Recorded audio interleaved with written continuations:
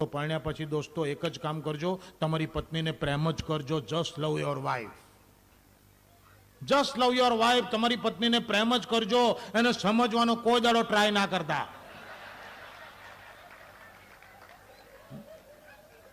જો બૈરાને સમજવા ગયા તો છોડિયા છોતરા ગોટલા બધું છૂટું પડી જાય. મેં સાહેબ 30 વર્ષમાં ટ્રાય નથી કર્યો હર્ષદભાઈ, 30 વર્ષમાં મેં ટ્રાય નથી કર્યો. મેં તો પ્રેમ લગ્ન કરેલા, ખિસ્સામાં કાર્ડ રાખેલું, પહેલા 2 વર્ષ કાર્ડ રાખેલું, કાર્ડમાં મોટા અક્ષરે લખેલું તું સાચી છું, યુ આર રાઈટ. સહેજ વાજુ ગરમ થાય ધડ દઈને કાર્ડ કાઢીને બતાવી દેવા, ત્યાં બધું ઓલવાઈ જ જાય. લોકોને ભડકા થયા છે લગ્ન જીવનમાં. સાહેબ મારે તણખો નથી થયો, અને સેન્સ ઓફ હ્યુમર મારી તો કંઈ જ નથી. મારી વાઈફની સેન્સ ઓફ હ્યુમર જુઓ સાહેબ. હમણાં અઠવાડિયા પહેલાં મેં મારી વાઈફને એવું કીધું, મૂકું રાગીણી આજે મને મારા બા બહુ યાદ આવ્યા છે, મધર બહુ યાદ આવ્યા છે, આજે એક કામ કર. મને કે શું? મૂકું આજે મારી બા જેવી રોટલી બનાય. મને કે બનાવું, એમાં શું, તમારા બાપા જેવો લોટ બાંધો પહેલાં.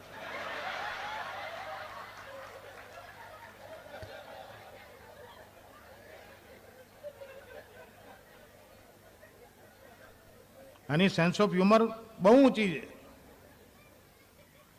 હમણાં મેં મારી વાઈફને કીધું, હું કોઈ વસ્તુ શોધતો તને મને જડતી નહોતી, એટલે મેં મારી વાઈફને કીધું, મૂકું રાગીણી મને ત્યાંથી પેલું હાલને. આમ કોઈને સમજણ પડે શું મંગાવું છું? હા, મેં મારી વાઈફને કીધું, રાગીણી મને ત્યાંથી પેલું હાલને. એને અડધી મિનિટ પછી એટલું જ કીધું, દિનકર મેં ત્યાં જોઈને તો પેલું નથી. પતી ગયું, ત્યાં જ કેસ ભાઈ. બાકી અહીં બેઠેલા મિત્રો, વડીલો, તમારું લગ્ન જીવન ગમે તેટલા વર્ષનું હોય, તમારા લગ્ન જીવનમાં તમારી પત્નીના મોઢેથી આ એક વાક્ય મિનિમમ એક વાર સાંભળેલું હોય ને હોય જ. દરેક પત્નીએ એના પતિને આ એક વાક્ય એક વાર કીધેલું હોય, વધારે તો કેટલી વાર કીધું હોય, કાં તો મિનિમમ એક વાર, પછી ભલે લગ્ન 1 વર્ષ થયો હોય, આ એક વાક્ય કીધેલું હોય જ.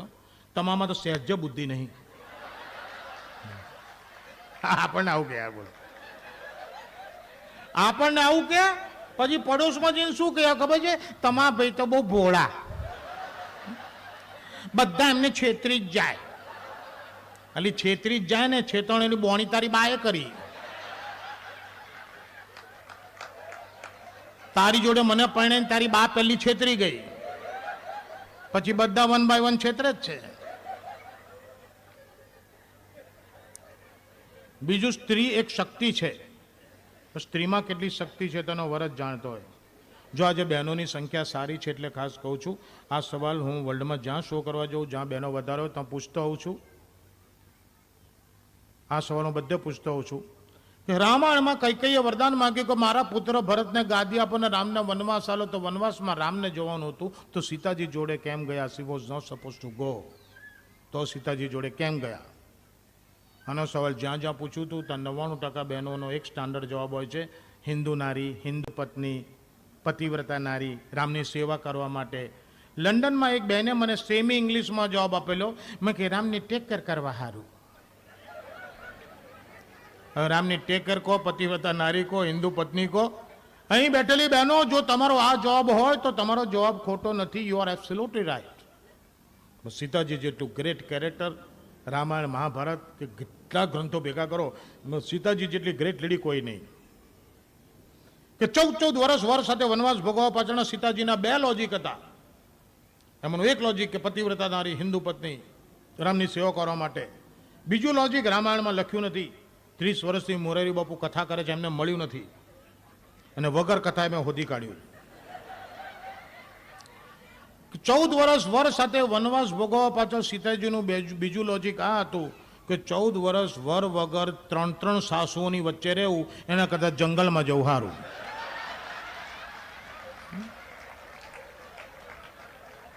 કા 3 ડોશીઓ મારા છોડિયા પાડી નાખશે? 14 વર્ષે મારો રામ આવશે તો ઓળખી નહીં શકે? પૂછશે પેલી કોણ છે? એટલે પેલી વાળા તારી વાઈફ છે સીતા. આ તો ડોશીઓને ત્રાસમાં તડકે નાખવા જેવી થઈ ગઈ. બાકી સાહેબ અહીં બેઠા મારી પત્ની આ વખતે આવી નથી, અને મને બહુ દુઃખ થાય છે. અત્યારે હું જે આટલું બોલું છું ને તો કંઈ નથી. જો એ મારી સામે બેઠી હોય ને તો હું ઝાલ્યો ના રહું. પત્ની ગમે તેની હોય એ બેઠેલામાંથી પત્ની ગુજરાતી હોય તો એનામાં એક છુપી તાકાત છે, એક એની હિડન પર્સનાલિટી છે. પત્ની ધાર્યું ઘરમાં એનું જ કરે, એના વનને પૂછવા કતર પૂછે, just for the sec of bloody formality. આપણે ઓફિસથી ઘેર આવીએ એટલે દરેક પત્નીને એના પત્નીને એક સ્ટાન્ડર્ડ સવાલ, આ ડિનરમાં શું બનાવ, બોલ તું કહે જમવાનું બનાવ. આપણે કે શાક ને ભાખરી. હા હે ભૂલી ગયો, ગઈકાલ તો ખાતા હતા. રોજ રોજ ભાખરા પછી પેટમાં દુખશે. હું તો બધી વઘારેલી ખીચડી ને દહીં, દહીં તો મને વૈદની દવા ચાલે છે ને ખીલની ના પાડી છે.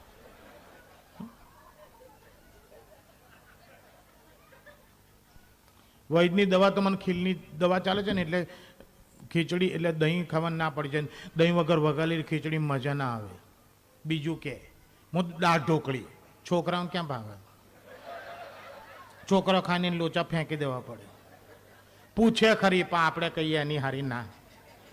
ભાઈ આપણે કંટાળી કે કહો કે તો પતારી જેવો બનાવ બને ને, તો કે ના આમ તો મેં હાંડવાનું પલાળ્યું છે.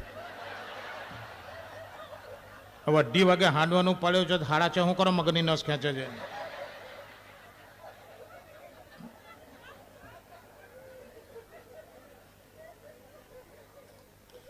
પણ એને સંતોષ થાય પૂછીને બનાવ્યો. બંને હાંડવો ને આપણે ખાવો પડે, પણ એને સંતોષ થાય પૂછીને બન્યું ને આપણને એક સંતોષ થાય ભાઈ બૈરું પૂછે છે તો ખરું ને, ભલે બનાવો એને ધાર્યું પણ પૂછે છે ને બહુ થઈ ગયું. આ તો કોઈ પ્રોબ્લેમ નથી, ધીસ ઇઝ નથિંગ. એના કરતાં વધારે પ્રોબ્લેમ આપણે ક્યારે થાય, પત્ની લઈને બહાર જવાનું ને તારે આપણે કે ચાલ પરેશ પંડ્યાની ત્યાં પાર્ટી છે, આપણે જવાનો જલ્દી તૈયાર થઈ જાય. એટલે બૈરું બેડરૂમમાં ઘૂસી ગયા, આપણે વોશ બેઝ ઉપર દાઢી છોલતા હોય, આખો ગાળ ફીણ ફીણ કરી મૂક્યો હોય, રેઝરમાં નવી જિલેટની બ્લેડ ભરાઈ હોય, મિરરમાં જોઈને પહેલો ચેકો ખેંચતો હોઈએ ને તો અંદર બેડરૂમમાંથી બૂમ પાડે, આજ કઈ સાડી પહેરું? આપણે ક્યાં પહેરવીએ પહેર, આટલું બધું એમાં બગડે, પહેરવીએ પહેર તો જોખમાનો પૂછે. ચલો આમાં તો કોઈ દિવસ તમે ચોઈસનું કપડું જ નહીં પહેરવું. જ્યારે પૂછીએ ત્યારે ઇન્સલ્ટ. આટલા વર્ષમાં કોઈ દિવસ પ્રેમથી કીધું કે આજે આ પહેર. મોકલે આ તો બાજુ બગડ્યું યાર. આપણા બધા લોચા લબાચે લઈને બેડરૂમમાં આવીએ, આપણે કે sorry darling, very sorry for that, very sorry for that. એક કામ કર પેલી જાંબલી સાડી પહેર પર્પલ. તે કે એનો બ્લાઉઝ ક્યાં છે? હવે યાર એનો બ્લાઉઝ હું હતું? આ બધું લગાડીને તેજોરીમાં ઊંધો પડો તારો બ્લાઉઝ હતો. આપણે એવું ના કે આપણે કહો કે no problem, you got lot of choice. જાંબલી સાડી ન મળતો પેલી ગુલાબી સાડી પહેર. તે કે એનો ફોલ નીકળી ગયો છે, લાય $100 હું ટાંકા લઉં. આપણે એવું ના કહેવું. આપણે કંટાળીને કે કહો કે તો બધા જે પહેર્યું એ પહેરને, પેલી મમ્મી ત્યાંથી એલી બનારસી સાડી પહેરું, આપણે કે એ પહેર. બાકી એને સવારથી નક્કી કર્યું કે આજે પરેશબેન ત્યાં બનારસી સાડી જ પહેરી છે, સાડી જ પહેરે, આપણું ફીણ ઉગોને પોપડા પડી જાય, પેલી સાડીમાંથી ઊંચી ના આવે ને. પરેશબેન ત્યાં કલાક મોડા પહોંચે, પરેશને લતા બે પૂછે કરે કેમ મોડું થયું? તો આપણે બોલે પેલા પત્ની જ કે પૂછો મને દાઢીમાં કેટલી વાર કરી પૂછો. અને બહેનોની પાછી બીજી ખૂબી એ છે કે એના પતિ સાથે જ્યારે બહાર જવાનું હોય ને, પર્ટિક્યુલર એના પતિ સાથે, તારે જ તૈયાર તમે 1.5 કલાક લે સાહેબ. એની બહેન કે બેનપણી જવાનું હોય તો 15 મિનિટમાં તૈયાર થઈ જાય. પતિ સાથે તૈયાર થતી હોય, જવા માટે તૈયાર થતી તારે આટલી બધી વાર કેમ કરે છે? 1.5 કલાક. 3 સાડી ફેંદી નાખે, 4 પંજાબી ઊંધા પાડ દે, લગાડેલી લિપસ્ટિક 3 શેડ લૂઈ નાખે, 4 ચાંદલા બદલી નાખે. 1.5 કલાક ફોર શા માટે? આનું કારણ અહીં બેઠેલા કોઈ પરણેલા પુરુષને ખબર નથી. બહેનો, આ તમારા દિલની વાત હું કરી રહ્યો છું. What is there in your heart I am telling you right now. કે બહેનો જ્યારે મિરર સામું જોઈને તૈયાર થતી હોય છે એના પતિની જોડે બહાર જવા માટે, તેના દિલમાં એક જ ભાવના હોય છે કે જેટલી સરસ તૈયાર થવું કે બાણું ખુલતાની સાથે મારો વર મને જોવે, ખાલી એટલું જ કે બ્યુટીફુલ, આ તો બહુ ફાઇન લાગે છે, મસ્ત છે. 1.5 વાક્ય સાંભળવા પેલી 1.5 કલાક મજૂરી કરે છે. અને પુરુષને વરદાન છે, પુરુષ જાતને વરદાન છે. કોઈ આવું ના કે,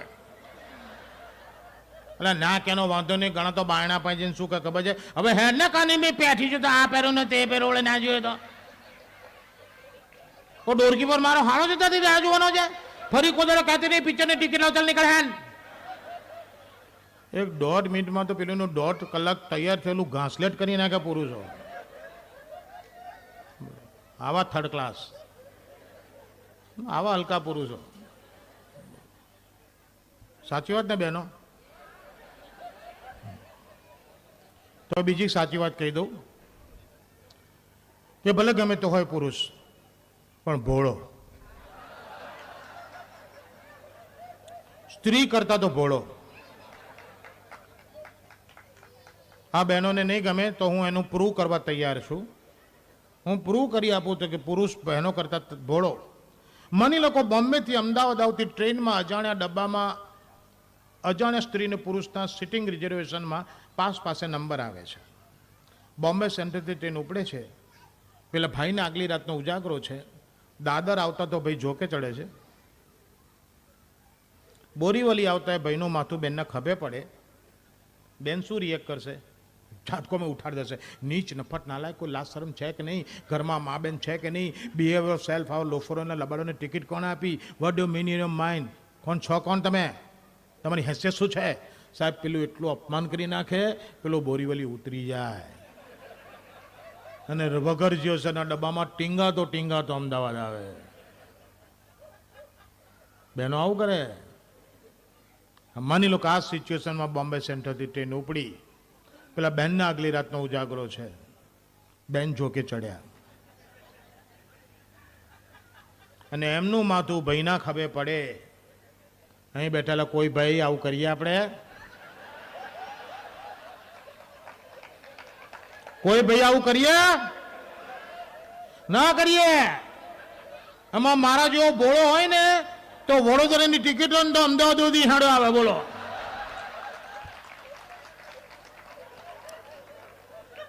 કે ક્વીનમાં પાછો જઈશ ભલે પડી. સાહેબ આવેલી ઉધરસ ના ખાવું. એટલા પરોપકારી અમે, એટલા ભોળા. બેન તો ઝાટકો માર દે.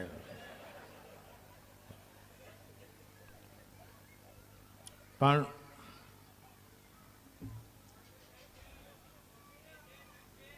હે મને જે આપ્યો જોવાનું હોય ને. એક વસ્તુ સિડની વાળા માટે હું તમને કહી દઉં.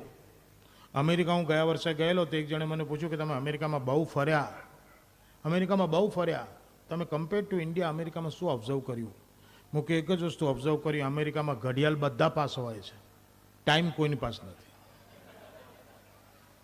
અને ઇન્ડિયામાં અડધા પાસે ઘડિયાળ નહીં પણ ટાઈમ બધા પાસે. પણ સિડનીમાં ઘડિયાળ બી બધા પાસે છે ને ટાઈમ બી બધા પાસે છે.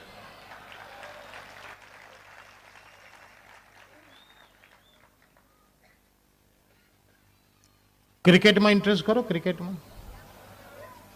ક્રિકેટમાં ઇન્ટરેસ્ટ કરો. અમારા અમદાવાદ જેવો નહીં ને. અમારા અમદાવાદમાં 80% ક્રિકેટમાં ઇન્ટરેસ્ટ અને 20% એનું નોલેજ છે. 80% ઇન્ટરેસ્ટ વાળા 20% નોલેજ વાળા મગજની માં પહેણી નાખે.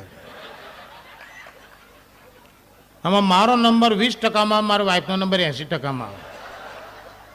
25 વર્ષ પહેલા ઓસ્ટ્રેલિયા અને ઇન્ડિયાની મેચ ચાલતી હતી અને એ વખતે ટીવીની સગવડ નહોતી. રેડિયો પર કોમેન્ટ્રી સાંભળીએ. હું ઘેર કોમેન્ટ્રી સાંભળતો હતો રેડિયો પર. મારી વાઈફ કે દિનકરે કોમેન્ટ્રીમાં લીલી લીલી બોલે છે, લીલી બાયડી છે કે બાયડ્યો?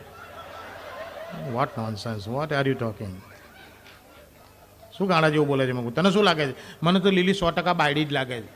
મને તો આપણે ગુજરાતીમાં નામ હોય ને લીલીબેન, લીલાબેન એટલે આવું કહેતી હશે. હું તને કેવી રીતે લીલી બાયડી લાગે છે? મને કે મેં કોમેન્ટ્રીમાં ગઈકાલ થોડી વાર સાંભળ્યું હતું ને, પેલા બોલ્યા હતા લીલી 3 મિનિટમાં 4 ડિલિવરી. એમને કોઈ બીજી ડિલિવરી પૂછે જ નહીં. એટલે આપણે રેડિયો લઈને ઘરની બહાર જતા રહીએ. ક્યાં જઈએ? ચાની કેટેલે, પાનના ગલ્લે, રેસ્ટોરન્ટની બહાર કોમેન્ટ્રી સાંભળતો હોઈએ. એ તો ટ્રાફિકનો અવાજ આવતો હોય, રેડિયોમાં સેલ વીક થઈ ગયો હોય, પેલું ઇંગ્લિશમાં બોલતો હોય, આપણે અમદાવાદમાં એસએસસી કર્યું હોય, આટલા બધા અઘરા ફેક્ટર ભેગા કરીને આપણે માંડ સ્કોર પકડતા હોઈએ તો લોકો લોહી પીવા આવે. હું પાનના ગલ્લે કોમેન્ટ્રી સાંભળતો હતો. રેડિયો કાને ચોંટાડી રાખેલો. એક જુવાની આવ્યો હાથમાં સિગરેટ લઈને. આઈને મને કે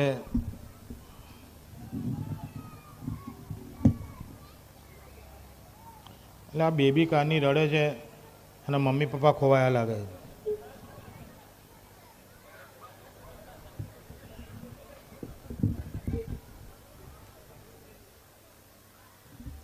શું કોમેન્ટ્રી રેડિયો ઉપર આપણે કાન સાંભળતા હોય, રેડિયો કાને ચોંટાડી રાખ્યો, ટ્રાફિકનો અવાજ આવતો હોય, રેડિયોમાં સેલ વીક થઈ ગયો હોય તો લોકો આવીને લોહી પીવે. એક છોકરો દોડતો દોડતો આવ્યો, આવીને મને કે બોસ કેટલા થયા? મેં રેડિયો આખો કંઈ કીધું, મૂકું 52 ગઈ. મને કે 2 ગઈ? મેં કહું હા. અચ્છા અચ્છા, કોની? મેં કહું આપણી ઇન્ડિયાની. અચ્છા ઇન્ડિયાની, બરાબર છે. બોસ સામે કોણ છે? મેં કહું અત્યારે તો તમે છો. મેં કહું તમારી સામે નહીં, ગેમમાં ઇન્ડિયાની સામે કોણ છે? મેં કહું વેસ્ટ ઇન્ડિઝ. હા પેલા બધા કાઢ્યા. મેં કહું હા અચ્છા. એટલે આપણે વેસ્ટ ઇન્ડિઝ ગયા છે કે એ લોકો અહીંયા આવ્યા છે? મેં કહું એ લોકો અહીંયા આવ્યા છે. અમે કશાકમાં વાંચ્યું તું આવવાના છે. સિગરેટ ફેંકીને જતા જતા દુઃખી કરતો જાય. હા રમાય ક્યાં? મેં કહું મદ્રાસમાં. એ જે પરમદાડે જે ચાલુ થયું હજી ચાલે જ છે. હું કહું રેડિયો ચાલે જ, લઈ જા. તું સાંભળું તો હું લોહી પીવે ને. હું છાપા વાંચીશ, મને છોડ. અમદાવાદમાં એક જગ્યાએ લગ્ન હતા, જાન બારગામથી આવી ગયેલી, છોકરો મારામાં બેસી ગયો, છોકરી સામે બેસી ગઈ. છોકરીના મા બાપ તૈયાર થઈ ગયા, બધી તૈયારી અપ ટુ ડેટ થઈ ગઈ, પણ ગોર મહારાજ દેખાય નહીં. છોકરીના મા બાપ વિચાર કરે લગ્નમાં બેન્ડવાળા ન હતો, ચાલે સાના બળો બોલાવી લઈએ, ટેંટુ ટેંટુ કરીને જતો રહે, પણ ગોરમાં ચાલે જ નહીં. હસ્તમણામ કોણ કરે છે, મુહૂર્ત બદલા છે, ચોગડું બદલા છે. છોકરીના મા બાપનું બીપી વધી ગયું. પણ એક જણે સરસ સજેશન આપ્યું કે વડીલ તમે ખોટા આંકડાવ છો, ગોર મહારાજ ના મળે તો કંઈ નહીં, જાતો કોઈ બ્રાહ્મણો પકડી લાવો. કે જતા બ્રાહ્મણ એટલે 2 શ્લોક તો આવડતા હોય ને, 2 શ્લોકોની હાથ પકડે એટલે પતી ગયું. એટલે પેલા પાનવાળાને લગ્ન કરવા બેહાડી દીધો. હવે પાનવાળો હતો એને 2 શ્લોક તો આવડે ને, કે 2 શ્લોક બોલીને હાથ પકડે પતી ગયું. હવે છેલ્લી ઘડીએ બ્રાહ્મણ ક્યાંથી લાવો? એટલે પાનવાળાને બેહાડી દીધો અને પાનવાળા વિધિ શરૂ કરે અને વિધિમાં બધું પાનનું બોલ્યો. હવે વિધિ કેવી કરીને કે છોકરો ને છોકરી સામે બેઠા છે, મા બાપ સામેની સાઈડ, પાનવાળો મહારાજ આ સાઈડ પર વિધિ કરાવે છે. વિધિમાં પાનનું બધું પાનનું બોલે છે. વિધિ સાંભળજો. ઓમ સત્રી નાપો કરી દીધો. હા ભાઈ જમણા નામ કરો. બહેન બહેન જમણા થોડી શેકરી ચોપરી નાખો, થોડી કાચી ચોપરી નાખો, દેશી તમાકુ નાખો, 32 નાખો, કેમ નાખો, જોટી મસાલો મતળી મારા હાથ નાપી દો. હોમ સત્રી મૂકી દીધો. હા બીજો મસાલો તમે બનાવો, એ મસાલો તમે કહો. હોમ સત્રી મૂકી દીધો. હા એક પિચકારી બેનની બાવ પર મારો. હોમ સત્રી મૂકી દીધો. હા એક પિચકારી બેનના બાપા પર મારો. હોમ સત્રી મૂકી દીધો. હા બેનની બા ને બાપાના કપાળ ઉપર કિમાનમાં ચાંદલા કરી ઉપર મુસ્કી દાણા ચોટાડો. હોમ સત્રી મૂકી દીધો. અગરબત્તીની બોડી કો કાઢો. અગરબત્તી ના તો વ્હીલ સ્કીન પાકેટ ધરો. એક બને આપો, એક તમે એક બને બાપાને ધુમાડે ગોટે ગોટા. હોમ સત્રી મૂકી દીધો. હા ભાઈ જમણાટ લાંબો કરો, બેન જમણાટ લાંબો કરો, બેન ભાઈનો હાથ પકડો, બેનનો હાથ પકડો. હાથ પકડવાનો કીધે દબાવવાનો નહીં, છોડી દે. એને ત્યાંથી હાથ છોડ્યો, હું અહીંથી માઇક છોડું છું. વરસાદ પડી રહ્યો છે અને ફાયરવર્ક્સ હજી બાકી છે, એટલે સહેજ પણ સમય નહીં બગાડતા આપણે તરત જ ફાયરવર્ક્સ જોઈશું. Thank you very much. Thank you Sydney નિવાસીઓ, ભાઈઓ અને બહેનો.